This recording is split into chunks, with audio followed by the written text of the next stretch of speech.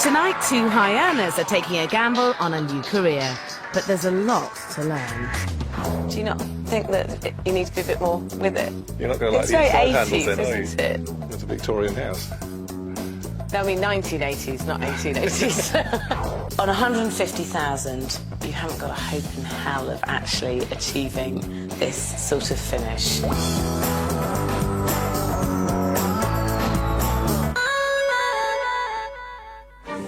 In today's more stagnant market, giving up a lucrative career to launch into property development is a seriously risky business. But that's exactly what tonight's two developers are going to do. Former IT sales manager David Hollingworth thinks developing full-time is the way to get a better quality of life. He's pinning his hopes on this four-bed Victorian terraced house in Crouch End, North London. Ex-dentist Rebecca Lang also wants a more flexible lifestyle. She's bought a 1970s detached family home in Poole in Dorset. Surprisingly, this is one of the country's most expensive places to live, and she wants to cash in. I think that the property that I'm developing will achieve the money that I want, simply because there's no nicer place to be in Britain. You know, it's a lifestyle, I think, that you're selling as well as just a property. With such an impressive range of well-designed luxury homes on the market, Rebecca's up against stiff competition. But what she's bought is this.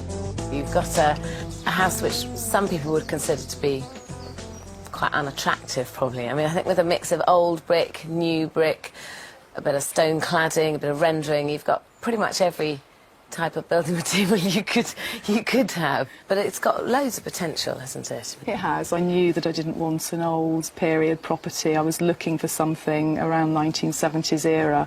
I just felt that that was the ideal property to turn into a very contemporary looking home. It's a good strategy. Going for a less attractive building and bringing it up to the standard of its neighbours can really add value. But this house is not only dated, it's big, and Rebecca's got adventurous ideas. The massive amount of work she's planning is not going to be cheap. Rebecca bought the house for £405,000 and has a budget of £150,000. She hopes to sell for £650,000, which would give her an impressive £95,000 profit. These are huge figures, but I don't think even her £150,000 budget is big enough for her massive plans. At the moment, the house has an uninspiring 4 bedrooms, 2 reception room layout spread over 2 floors. Rebecca wants to create an impressive designer home, and it will be almost unrecognisable. She's giving the front of the house the facelift it desperately needs, adding a 2-storey extension. The new extension will mean a lot of extra space, giving her 4 big bedrooms and 2 bathrooms on the first floor. But she's not stopping there. Rebecca's also adding a whole new storey where she'll have a large master bedroom and bathroom suite. Rebecca's right to want to create an impact, but this is not the way to do it. Surely the master suite should be on the same floor as all the other bedrooms. My feeling is the master suite's got to be the largest space out of all the bedrooms, and upstairs you're going to have that big space. You're going to have sloping roofs. Yes. So actually, in terms of usable space, you probably could end up with a bigger master bedroom down here than up there, although it will feel bigger because you'll see more floor. I think you want a master suite down on this floor because you want the parents of the family to be able to be on the same floor as their children. The key to good developing is knowing what will appeal to your market, and downstairs she has some good ideas. The basic layout remains broadly the same, but Rebecca will have a more contemporary open-plan kitchen breakfast room with a modern glass sliding door leading through to a revamped sitting room. As well as this vast living area, the big new extension will give her an additional reception room, making this one very large, spacious house, but with a rather unusual garage. And this is storage? Yes, it is, yes. I'm actually going to put double garage doors at the front, so it actually looks like a double garage. Right. But you won't get a car in this way. You won't get a car in this way. It's something I have thought long and hard about, but I feel that nowadays most people don't use their garage for cars. It's a great big driveway at the front, it's got lots of off-road parking, and I just feel it would be better used as storage. I think it's a very bad impression to set somebody who's going to come and look round that they see double doors of a garage, come in and think, oh, we can't fit a car in anyway. Yeah. I think that their initial thought will be, well, what else doesn't work in the house? In a property this size in this area, buyers expect and will pay good money for a decent-sized garage. She could easily create one by simply changing the layout. But I wonder exactly who this house is for. I'm thinking, well, if it was my house, how would I want to use the space? And I would actually want this as 2 separate rooms, but perhaps it's me being blinkered because I have so many children, other families might not have quite so many kids.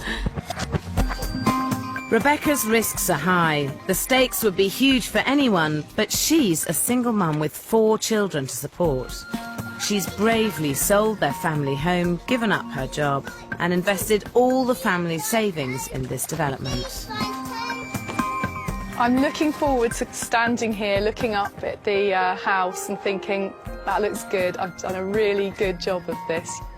Let's hope I achieve it, hey? Not only has Rebecca taken on a massively ambitious project, but I think she's totally under-budgeted. She's taking one hell of a gamble. And she's not the only one. In Crouch End, North London, David Hollingworth has quit a successful job in IT. Just imagine this is my ex-boss. He's put his family's life savings on the line and remortgaged their home in order to buy this 4-bedroom Victorian terraced house. There's a lot riding on it for David and his family, and his wife Christine is yet to be convinced it's the right move. This is the largest amount of debt we've ever had in our lives, and we're probably the least solvent we've ever been in our lives because in our household of 4, there's only me working. It's paramount really that this project is successful because we are looking to make this a major source of income. So yes, it's absolutely vital that we make a profit. David's given himself just 8 weeks to turn this place around. A good strategy if he can pull it off.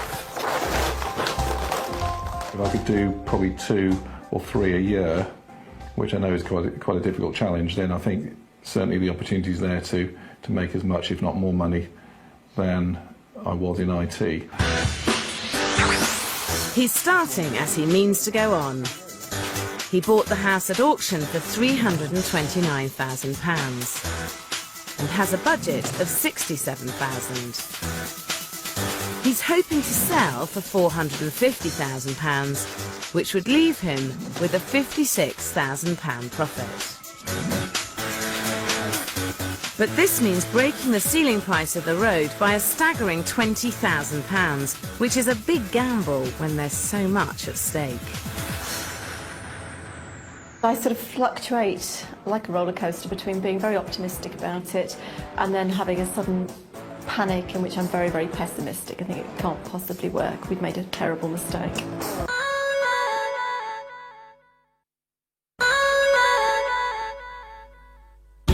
In North London, David Hollingworth has given up a highly paid, stressful job, hoping for a better quality of life as a developer. I was hating my job, so I took a step back and actually thought, what would I do I really want to do this for another 20 years? His strategy for success relies on breaking the ceiling price of this road in just 8 weeks. It's an ambitious target, so his plans have got to be spot on. Who are you planning on selling this to? Well, I think the target market for this is probably going to be someone moving out of a flat, probably a young couple, possibly with a young child, or certainly looking to start a family, basically looking for more space. I mean, I definitely think this is a family area and this will sell to the family market. So I think that's the area you should be really targeting. This house could be perfect for the family market, but I'm not sure David's ideas go far enough. On the ground floor there's a double reception room which needs modernising, and a small dark kitchen with a loo and utility room at the back. In order to create a family kitchen, he's knocking through and adding ever-popular French doors onto the garden. But he's losing the loo, which in a family house like this is not ideal. It's important to get a downstairs loo into a family house, and this is going to be a family market. And I think you can probably fit a downstairs loo in the space you've already got by making a smaller door to the cellar. The cellar is, after all, only storage. The space under the stairs is big enough for a loo if David moves the door to the cellar. That would be excellent if we could do that. That would be quite a good solution, I think. It ticks a box, and people are more likely to want to buy this house than another house.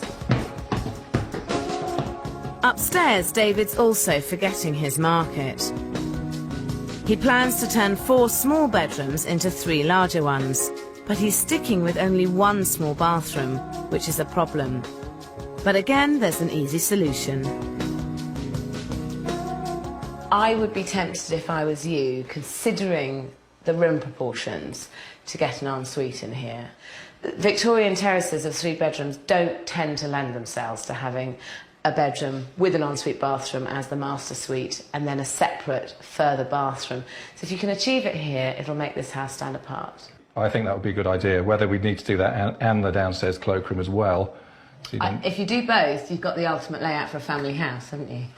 Yes, I mean, it's a question then of the extra £5,000 to £10,000 spent on that. Are you going to get that back in the sale value? So I think if you're careful, you could do them both for 5, and I think you will get 5,000 more. Extra bit of work. Not only that, but if he's to smash the ceiling price, everything has to be right on the nail. If he gets the bed and bath ratio right, he could be in with a chance. But having given himself only 8 weeks, David really needs to make up his mind and get on with it. What are you going to do out here? I haven't entirely decided. I mean, I could spend quite a lot of money doing this garden up with new flagstones, decking, etc., or I could simply tart up the garden relatively inexpensively. You know, it seems to me there's a lot of issues with this development where you're not quite sure which way you're going to go, and that's your biggest problem with it. You've given up a very successful job where you're paid a lot of money to develop full-time, and you need to be successful at it. You need to formulate a plan, make that plan early on and stick to it, because I think if you dither as much as you are dithering, there is a danger that you'll never quite make up your mind which way you're going, and that's a dangerous position to be in. Even more dangerous is not to be around whilst work gets underway. If David really wants to make a living at this, he needs to be on site daily. Instead, he's taking 2 whole weeks out of his meagre 8-week schedule to go on holiday, leaving his builder and roofer to start without him. I'm John, builder. Hello, John. Yeah, my name's Alan, the roofer. There's no doorway into the bedroom. Before long, David not being there to answer questions starts to slow them down. It's not normal for somebody who's not here, like, when this job is going. It's a bit of a bind, because obviously if anything goes wrong, he's the one who's got to make the decisions. Ideally, David would have been here this week. Some things, like the downstairs toilets and positionings of the upstairs cloakroom, the ensuite, will have to wait until he gets back next week. By the end of the 2 weeks, the site is at a virtual standstill.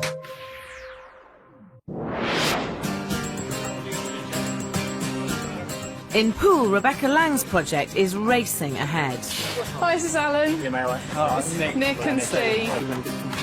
She's finding out the hard way just how intense full-time project managing can be, especially with 4 young children. My feet haven't touched the ground. I have been working incredibly hard. It's just all the planning, all the organising. And although I've been saying to myself, well, you know, I know I've got a few months of really hard work, it's actually here now, and it is hard work. I think the only way to get this project finished on time is for me just to be really decisive and make decisions and not wait for things to happen. I've just got to take the bull by the horns and just get on with it. Rebecca's decisiveness is really pushing this project forward. The roof's off, the scaffolding's up, and the new extension's underway. But she still plans to put fake double doors onto a tiny garage.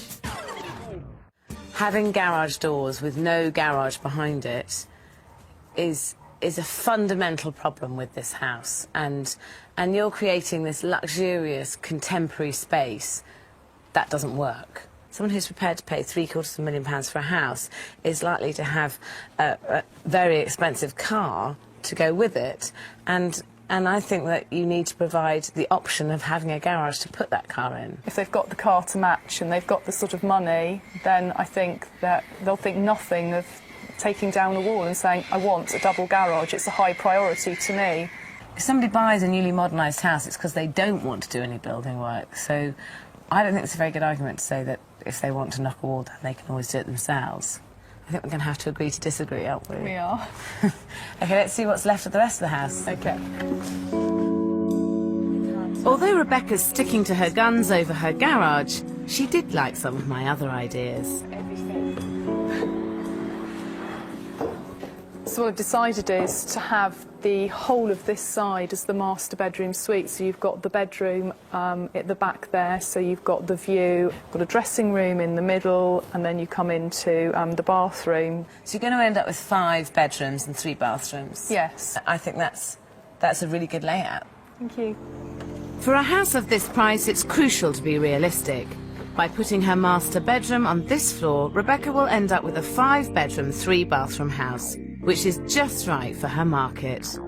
But she's not been quite so spot on with her costs. Although she's realistic about her fees at £30,000, most of her other figures are way under what she'll need.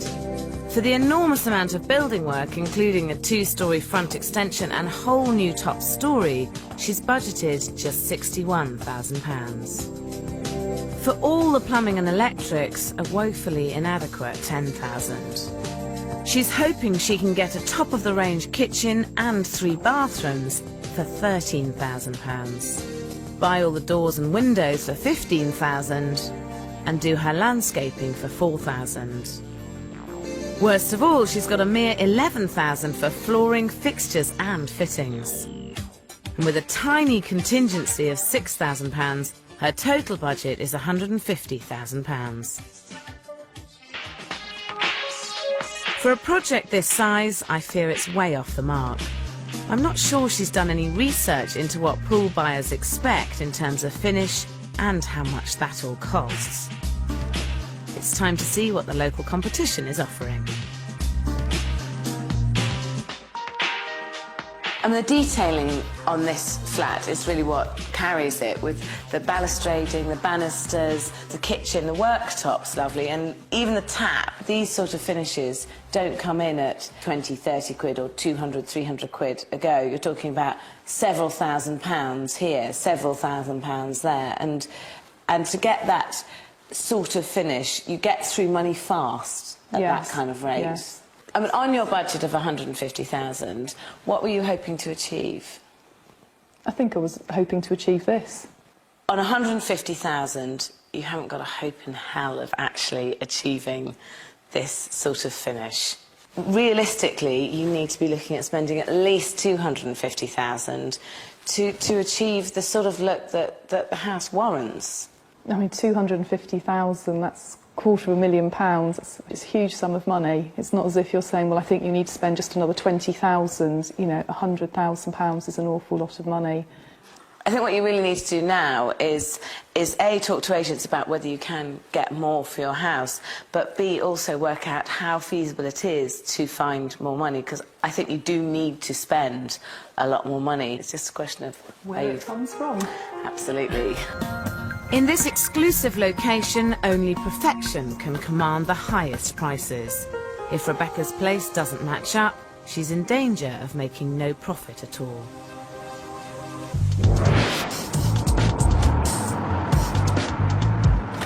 In Crouch End, David's back from holiday looking relaxed, only to discover that progress isn't as advanced as he'd hoped. Yes, I couldn't really go much further than this, David, because obviously we don't know where the wall's going to come, the stud wall's going to come for the ensuite. Considering David's livelihood is dependent on this project finishing in 5 weeks, he's possibly not taking things as seriously as he should be. Do you think that that perhaps it wasn't such a great idea to go away just as the site was beginning? Oh, I had a great holiday. I bet you The did. holiday was booked a year ago. There's no way, we wouldn't even consider dropping a holiday. I mean, what's life about? It's not about work. I think that's the thing about being self-employed. You kind of have to take the holidays where you can. There is no way, I hope you'd agree with me here, with no way we'd ever prioritise work over that precious 2 weeks that we take every year. If you're going to project manage a site and you're going to develop, you need to make sure that while the project's running, you're there on site all the time. I mean, generally I'd agree with you, but I think, you know, it worked okay this time. Unless I was doing a very complicated development next time, much more complicated than this, I don't see any reason why I couldn't do the same again.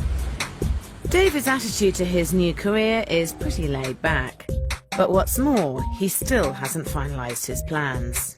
What exactly are you going to do here? You talk about some cloakroom or... Yes, at the moment Christine and I are slightly in disagreement. She thinks it's probably not worth the hassle. I suspect Christine will probably get her way. She often does. Really, the choice is up to you, David. I mean, whether or not you proceed with it. All right. And go ahead. We then have to. David must make some speedy decisions. And he's got to think carefully about what's going to make this house worth more than any other on the street, because he's got some stiff competition. Are you confident that you're going to get 450,000 asking price for this? I'm reasonably confident. There aren't many houses of this size in the area, so there's a view that, you know, maybe a 3-bedroom house would get snapped up fairly quickly. I found quite a bit on the market that's just underneath 400,000. I brought some details along to show you. 384 is an immaculate Victorian 3-bedroom house. 369, these are all newly modernised. The only way you're going to achieve a lot more than all of these houses, which are all on the market at under 400,000, is if you tick every single possible box you could for a 3-bedroom house.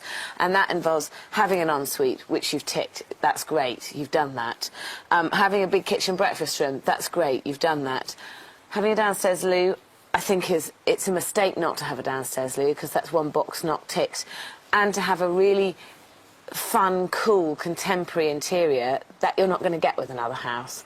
For the kind of young family market, yes, they expect a good finish, but at the same time they're probably wanting to feel they're also getting value for money. They do want value for money, and I think that the problem is value for money is going to be one of these at under 375, 390, and to make them pay the extra 50, 60,000 for this house, you've got to offer a lot more. David eventually decides against putting in a loo. Size 12. As a new career, he's now throwing all his energy into learning the trade. His decision to work as a full-time labourer on site is a good start. My apprentice is doing very well. He's done excellent so far. He's going to have a little go at a bit of bricklaying soon. And thinks it's easy. David's learning and things are speeding up. But with only 4 weeks left, has it come too late for him to meet his deadline? In Poole, Rebecca's problems won't be so easily solved. She's desperately under-budgeted and has finally realised the only way forward is to spend more money. Had agents in, they've now valued the property £750,000, possibly even £775,000 when finished, provided I spec it right, I spend the money on the finishing touches. I'm actually going to borrow another £40,000 to spend on this project. Although there's a lot more money to borrow, I think it is the right decision. It's obvious, but scary. She's decided she will up the spend. £40,000 is a healthy sum, but it won't stretch far enough on a project of this scale.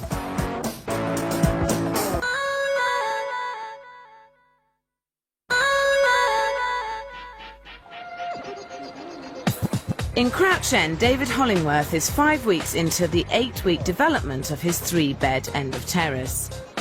The major work is done, the house is plastered, and it's time to decorate. Or it would be if David and Christine knew what they wanted. I think I do have quite nice taste, and therefore I do want to be involved in, obviously, all the decisions. It means that when I've made a decision on something, we then have to go around the loop again while Christine puts her input in, and we'll discuss it long enough to the extent that Christine will make me think it's my idea, even though it was hers. Yeah. So we'll end up with something that I'll be selling as my decision, but actually she's the one who's sown the seed in my mind. I like to leave decisions to the last minute and have as long as possible to think about things. If only they had that luxury. With 3 weeks to go, David has to press on. To achieve top whack, he needs to offer a fabulous contemporary finish. And when decisions are finally made, I hope they're the right ones. So have you got any idea what you're going to do upstairs? Well, we're wanting a colour that's obviously not too dark and is different from cream. So the two ideas we've got are pale lemon and a pale lilac. I can't think of a nice way to say this apart from the fact that I hate lilac. I mean, do you have confidence in your ideas? We're not designers. We're really not designers. We have very plain taste ourselves. I don't like anything fancy. Yeah, I would go for plain rather than patterned every time. I think it's absolutely crucial that you have more than a cream house. It needs to be something really special, because for the figure that you're trying to get for the house, it's designed rather than just modernised. Getting the look right for your market can be daunting for a first-time developer, but there is research you can do. So if you're in a trendy area, start by visiting local kitchen and bathroom showrooms to see what's hot and what's not. Check local estate agents' particulars to see what is selling and why. Make sure you read interior design magazines that are aimed at your market. So if you're selling in trendy urban North London, don't buy magazines aimed at country cottages. If all else fails, some big stores such as Habitat, Laura Ashley and John Lewis offer interior design services for around £200 a consultation. Getting the look right is the key to a successful development.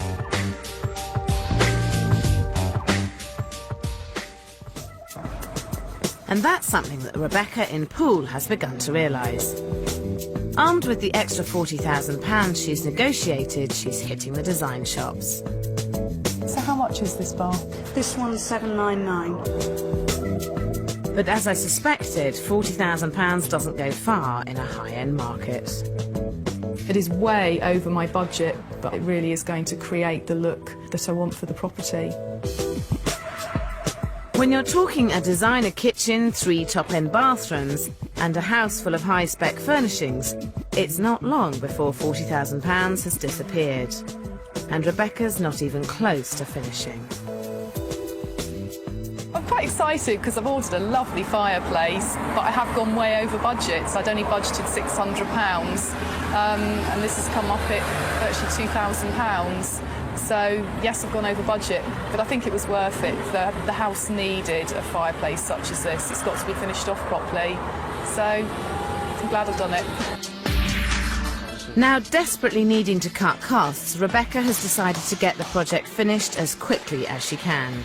She takes the radical step of employing all the different trades at the same time, but the site becomes bedlam. There's lots of people around. In fact, it's quite hard to keep tabs on everyone. There's more and more people arriving each day. I've got electricians here, first fix plumbing, I've got windows going in, got a couple of window guys here, chippies, still got the builders here, doing brickwork, putting the roof timbers up. So it's really getting quite busy here on site. This is going to need incredibly careful management. She wants to get everything done in one, well, as quickly as possible, which is a bit of a nightmare because obviously you've got people in the way. I mean, we were trying to get the windows through yesterday and there was plumbers on the floor, there was wires everywhere, there's always people in the way on any site, but this one's a bit more crowded.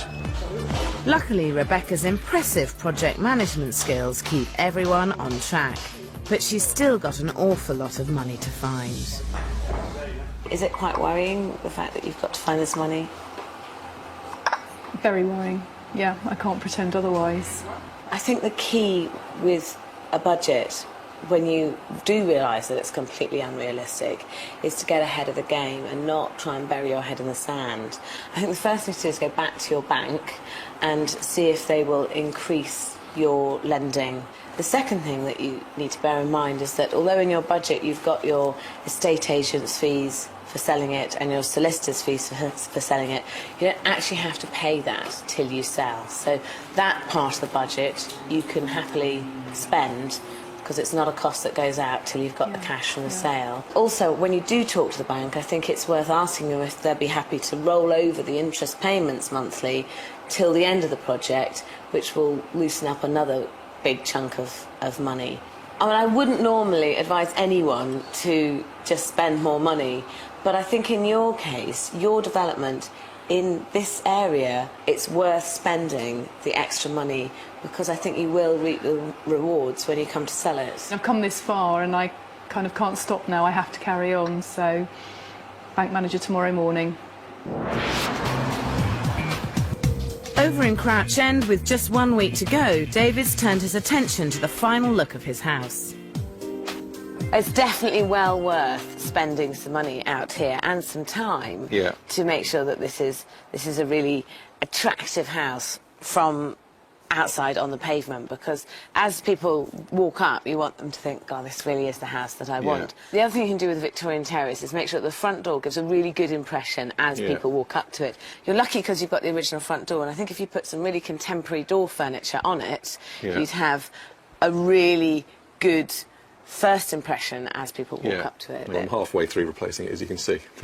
Oh, you're going to keep it in brass? Yes. Do you not think that you need to be a bit more with it? What's wrong with brass? Well, you're not going to like it's the very inside 80s, handles then, are you? isn't it? Don't you think? It's a Victorian house. No, I mean 1980s, not 1880s. Original detailing would be fine, but if it is reproduction, it's safer to go contemporary. I noticed you've got brass lever door handles. Yes. They look a bit cheap for this sort of development. And I think if you're wanting to get top whack again, it would be better to have painted doors and good solid door furniture that looks really chunky. A straw poll of various friends sort of indicated a kind of bit of a split between, quite a lot of people actually like the pine finish, rather, the natural finish rather than painted. Do they live in the countryside though? No, London. And do they live in Islington? No, we don't know anyone that trendy. And are they kind of in their mid-30s? Not really, no. So they're not necessarily going to be the sort of people who are likely to actually buy this house? No.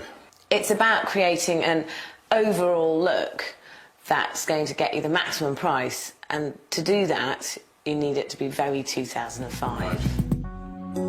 Another worry is that David's builders pack up tomorrow, leaving him to finish the job single-handed. If this was my site, we'd be having a firm of decorators in for 3-4 weeks at this stage. Well, I'm planning to do the decorating myself. There's a lot to do for you on your own. I'll do it. You're an amazing guy. I know. No, I mean, seriously, I will be working long hours. I'm fairly confident I'll get it done. With a pretty vague design plan and no workers to help him finish, I'm worried David could miss both his deadline and his market.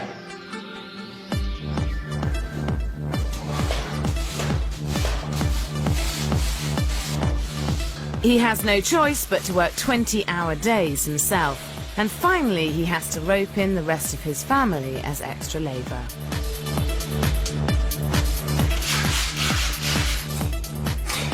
David, this really isn't coming off very easily. It's not, it is really hard work. Obviously, we're all really tired because it's been absolutely full on for the last couple of weeks. David's been here really late every night. I've been coming after work, and we've all been here at weekends. So it's tiring, but there is an end in sight, so we're getting there.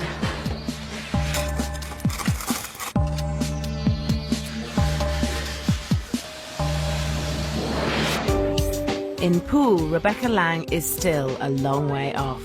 But thanks to a bigger overdraft on her credit cards, she now has the extra £60,000 she needs. But the stress is taking its toll. I have to say I am constantly tired because trying to fit it all in, looking after the children, running the house and running a development, it does take time and something has to give, and unfortunately it is sleep. I do go to bed very, very late and I have to be up early the next morning. Rebecca's got her family's livelihood riding on this development. She has to be successful.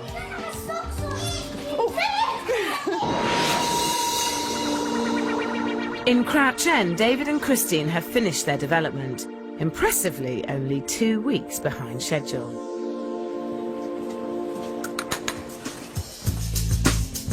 They've turned a run-down, dated house into a desirable 3-bed family home.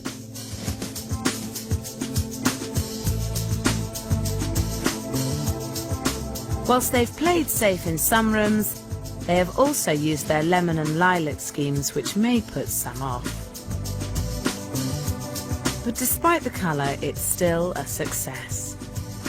And whilst they were quite right to put in an ensuite, the decor may not appeal to their market. I think you had a bold moment with your border tiles. Sorry, what do you mean by bold? They're very bold. They look classic and Roman to me. Yeah, they do not. For a Victorian house. One thing they don't look is classic or Roman. Downstairs, the bigger, lighter kitchen with its doors to the garden is a great selling point. And it has a remarkably cool, contemporary feel. It's a great kitchen breakfast room. I mean, this is a lovely, light, big room with doors out into the garden. That's what everyone wants, so you've given it to them. In terms of layout, this house has got everything you could possibly want, perhaps with the exception of a downstairs loo, ideally, in an ideal world. And it just is the last box that could be ticked. Well, I think in a perfect world there would have been a bit more space and perhaps a bit more time, in which case I probably would have done it. Do you regret not doing it? Taking on board everything you've said, we still think for this house, this was the right decision, not to put one in. The whole house is a dramatic improvement, but they may have limited their market slightly. Well, this is a really lovely room, and I think the only thing I would say about this is that I think you've gone down the contemporary route, which is perfect for the market that you're appealing to. You kind of half went there in terms of the design and then slightly chickened out. The shame is that you didn't have the courage to change the door handles and light switch. I think if you'd gone that little step further, it would have ticked the contemporary design box, whilst being a Victorian terrace, because it is traditional. I reckon those are such minor things. I mean, you're talking about 10 or 20 quid a door to change them. If someone really doesn't like what we've got, is not going to stop them buying the house, I don't think, and you know, they can change those if they really want to. Their hard work means they've come in at only £4,000 over budget, which is an impressive achievement. But is it enough to persuade the agents that this house is worth the £450,000 they're hoping for? The ensuite bathrooms is a definite plus. Tiles may be a little bit heavy on the border. It may have helped the wow factor if they'd gone a bit more contemporary. Nice and bright, windows everywhere, very contemporary. Exactly what families are looking for, with the French doors leading out to the garden. Generally, I'd have liked it to have been a bit more vibrant, a bit more funky perhaps. Well, there's potential for a downstairs cloakroom. The brass power points along with the brass door handles are very old-fashioned. I would value this property at £440,000. I value this property at £450,000. Now, we have had some agents round and they came in with an average valuation of £445,000. If you did sell at £445,000, you would make a £50,000 profit, which is a 12% return. I actually feel slightly disappointed now. Obviously, when I started, 450 was what I was aiming for. That would still be okay, but now we've kind of maybe hoping we'd get a bit more for it.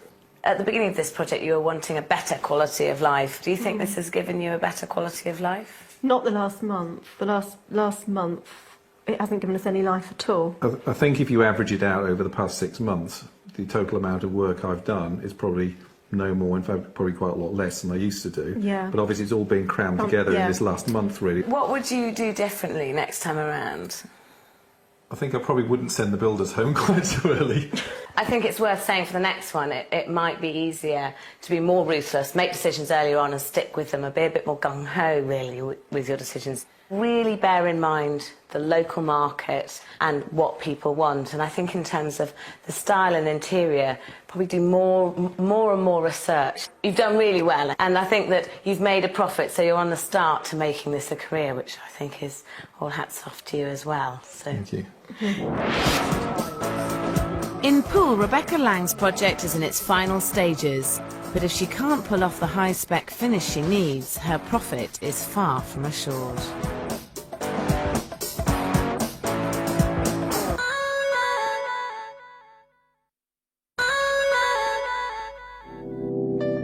For a first-time developer taking on the exacting standards of Poole Harbour, Rebecca Lang couldn't have picked a less inspiring building.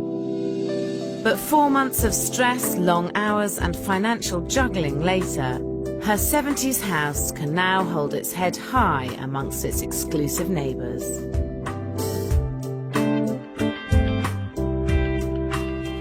I mean, it's absolutely fantastic. I think, really, the house is unrecognisable to what it was. In facelift terms, this is a really successful one. Yeah, I'm really happy how it looks. Is it as good as you expected? I think it's pretty much what I expected, but it's always reassuring, especially when the big scaffold hood came down, and then you think, yeah, this is what I wanted. I noticed that you've got the double garage doors, but without a garage depth. Do you regret that at all? I don't lose sleep over it. I've gained other things. I've gained an office, I've gained some storage area. I just feel that any family that would want to buy this house, if that area wasn't there, they'd think, it's lovely, but where are we going to hang our coats? And they might have smart cars. And they might have smart cars, exactly. 2 of them.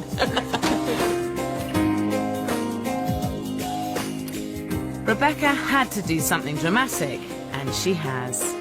She's turned an unprepossessing 4-bed house into a luxurious 5-bed with stunning living areas. The sitting room is now thoroughly modern, and the new extension means she has an extra reception room which will really add value. The old kitchen has been transformed into a model of contemporary living. Rebecca agonised over spending more than her budget, but I think it's a gamble that will pay off.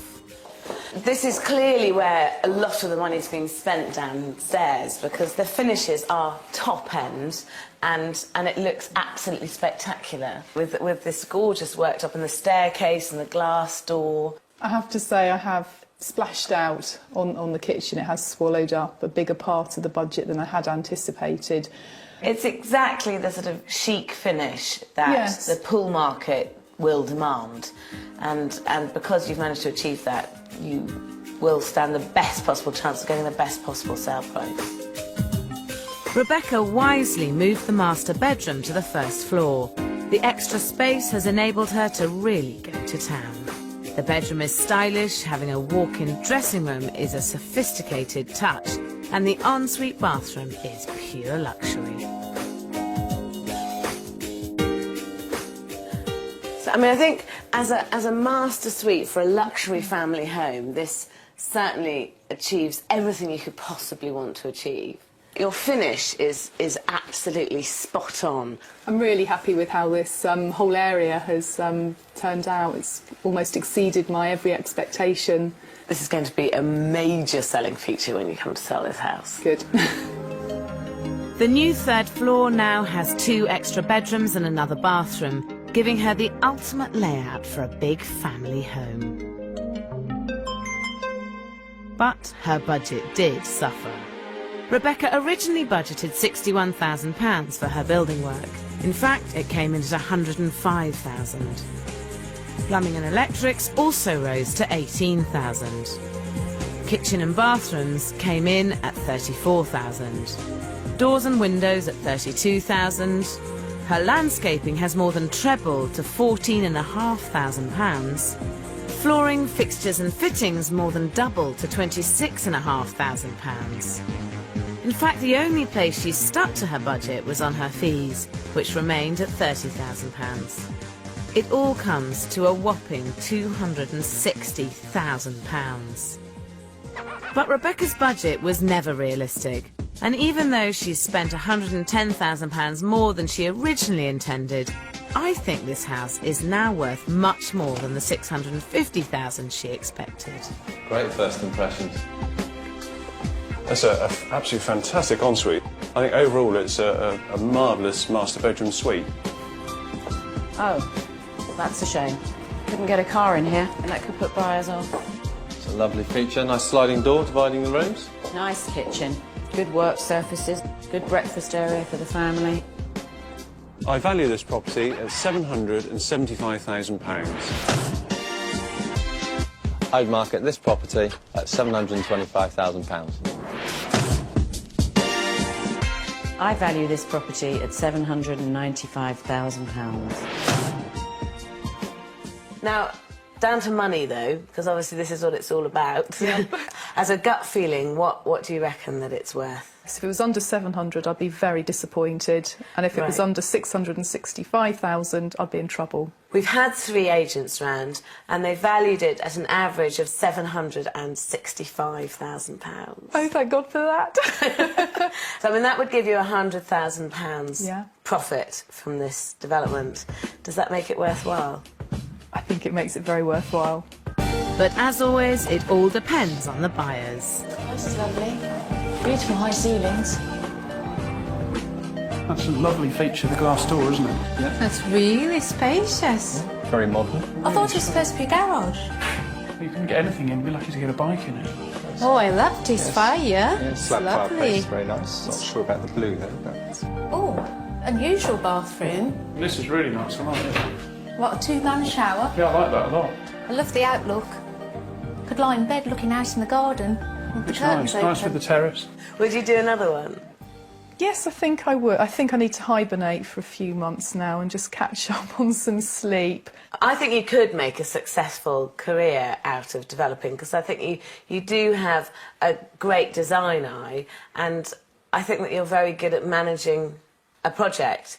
The only thing I would say is that I think you need to be more realistic next time round about how much you need to spend to create a top-end finish or whatever finish you're trying to achieve. Well, I think that's something I've learnt upon the way, really, and that I will take with me next time. 5 months later, Rebecca has put in an offer on another property, as has David in Crouch End, after selling his for £460,000.